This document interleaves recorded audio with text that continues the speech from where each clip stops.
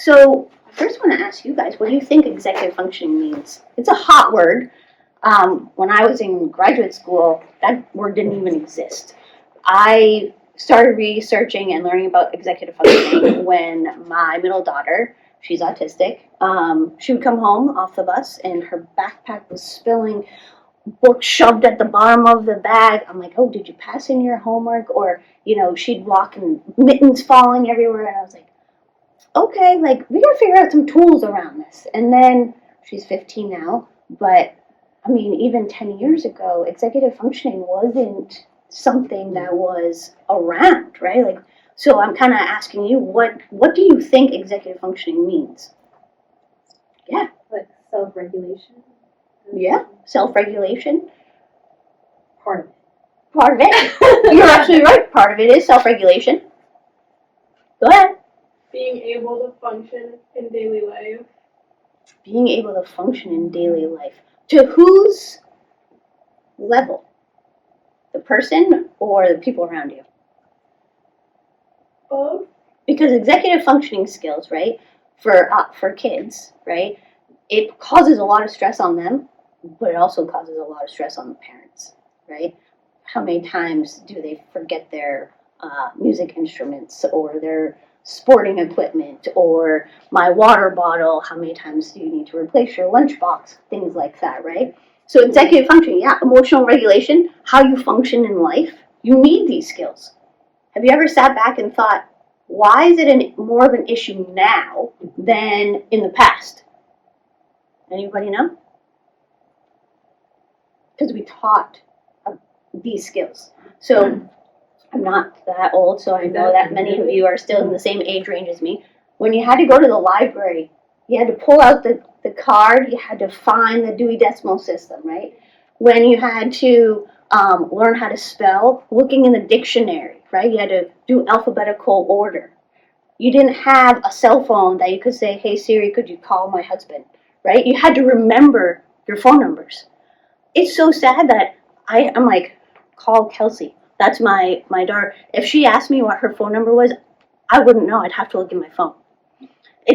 But before you would need to remember your friends' phone numbers, right? You got a little piece of paper. Hey, give me your number, right? And you'd have to put it in your pocket and actually dial it. Like, so these were skills that we had to use. Our brains had to do that. And because of the technology world, don't get me wrong, technology has its place for sure, and it's beautiful, but also has taken away for our kids the ability to utilize those executive functioning skills. So that's why it's kind of like this hot term, because we also in society as parents, we do everything for our kids, right? Back in the 80s or before, your parents were like, oh, get your butt outside all day, right? I'll ring the bell when it's time for lunch or dinner, right? We were outside more, we were using our bodies more, and we don't do that today. It's video games or electronic devices or things like that. So it's changed the neurons in our head.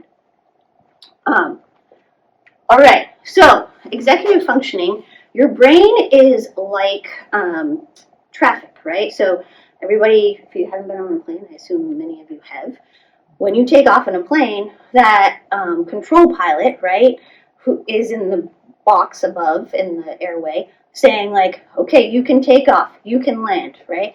So an air traffic controller makes sure that everything runs nice and smoothly. Well, our brains do the same thing. And when you are lagging in some of those executive functioning skills, it doesn't fire the same way.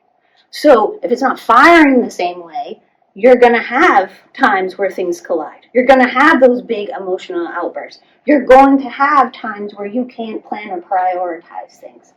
Or for some of my high school kids, thinking about the bigger picture. Especially this generation, they can't think big picture because life has been really hard for some of these guys with COVID, with the intense academics that they have.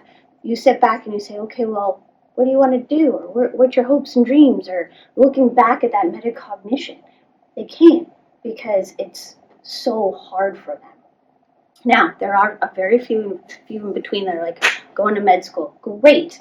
Okay, do you know how to test take? Do you know how to plan and prioritize. So sometimes those dreams are so big and those executive functioning skills are not strong enough, and then they fail.